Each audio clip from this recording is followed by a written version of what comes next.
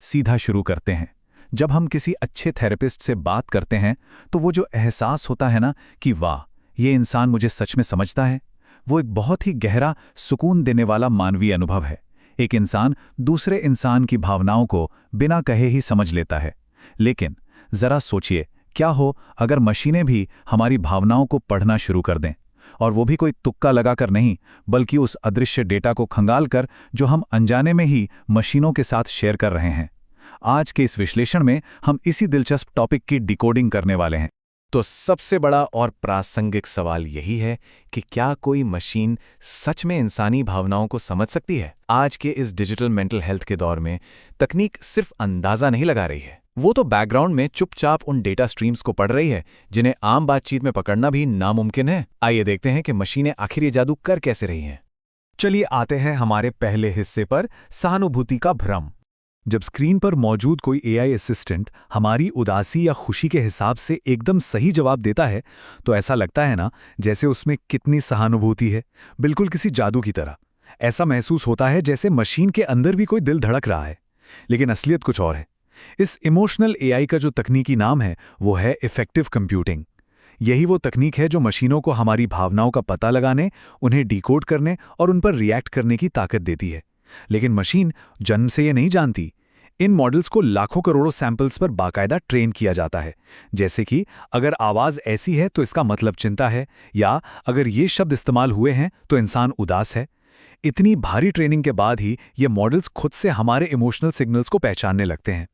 अब बढ़ते हैं दूसरे हिस्से की तरफ, भावनाओं के वो 3 अहम स्रोत। ये सिस्टम मुख्य रूप से 3 तरह के डेटा पर काम करते हैं। पहला है टेक्स्ट, यानी जो भी शब्द टाइप किए जाते हैं या बोले जाते हैं। दूसरा है आवाज़, आवाज़ का टोन कैसा है, पिच कैसी है, या बोलने की स्पीड क्या है। और तीसरा, जो शायद सबसे ज़्यादा हैरान करने वाला है, वो है चेहरे के भाव। बातचीत के दौरान अनजाने में ही चेहरे पर कई सूक्ष्म गतियां यानी माइक्रो मूवमेंट्स होते हैं।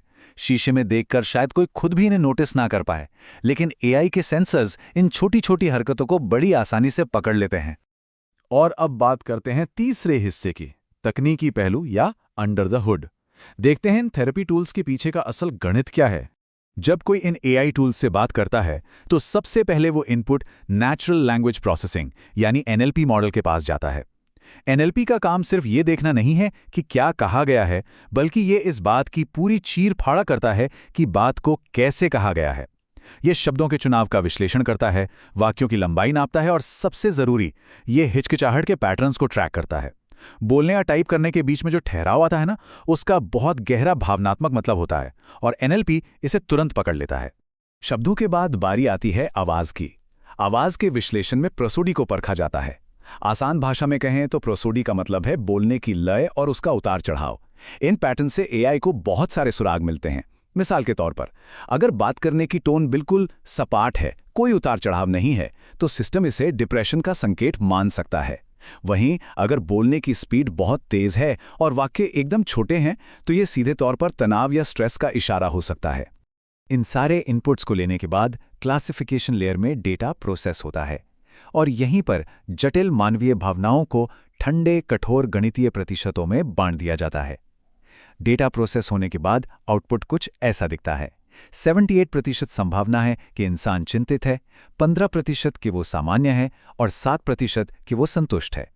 पूरी की पूरी भावनाओं को एक प्रोबेबिलिटी चार्ट में तब्दील कर दिया जाता है। अब यहां थोड़ा रुककर इस गहरी सच्चाई को समझना बहुत जरूरी है कि एआई महसूस नहीं करता, ये केवल भविष्यवाणी करता है। जी हां, इस पूरे सिस्टम के अंदर कुछ भी महसूस नहीं किया जा रहा है। ये सब कुछ सिर्फ और सिर्फ बड़े पैमाने पर चल रहे पैटर्न रिकग्निशन का खेल है। मशीन के पास अपनी कोई भावना नहीं है, वो तो बस पुराने डेटा के आधार पर यह प्रिडिक्ट करती है कि मौजूदा हालत किस भावना से सबसे ज्यादा मैच कर रही है। तो चलिए अब चौथे हिस्से पर आते हैं, प्रभाव और सीमाएं। इन ऐप्स और टेली हेल्थ प्लेटफॉर्म्स का इस्तेमाल करने वालों के लिए इस तकनीक के असल मायने क्या हैं? यहाँ एक बहुत ही साफ कॉन्ट्रास्ट देखने को मिलता है। एक तरफ है एआई जो अपनी गजब की गणितीय क्षमता से पैटर्न्स को बिल्कुल सटीकता से पकड़ लेता है, और दूसरी तरफ है वास्तविक मानवीय अनुभव, वो गहराई, वो बारीकी जिसे एक इंसान अपनी जिंदगी में सच में जीता है। और इसी बुनियादी चीज की एआई में पूरी तरह से कमी होती है। इसीलिए इन फायदों को इनके जोखिमों के साथ तौलकर देखना बहुत अहम हो जाता है। फायदों की बात करें तो एआई 24 घंटे उपलब्ध रहता है।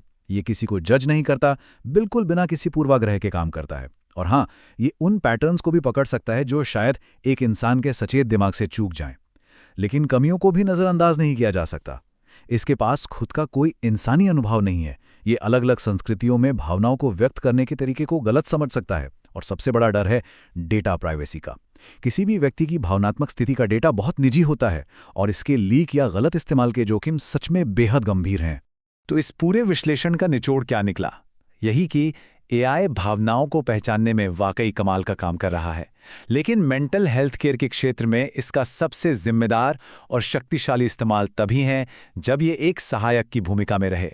जैसा कि कहा भी गया है, सबसे बेहतरीन नतीजे तब मिलते हैं जब एआई एक असली थेरेपिस्ट को सपोर्ट करता है, ना कि जब वो एक इंसान की जगह लेने की कोशिश करता है।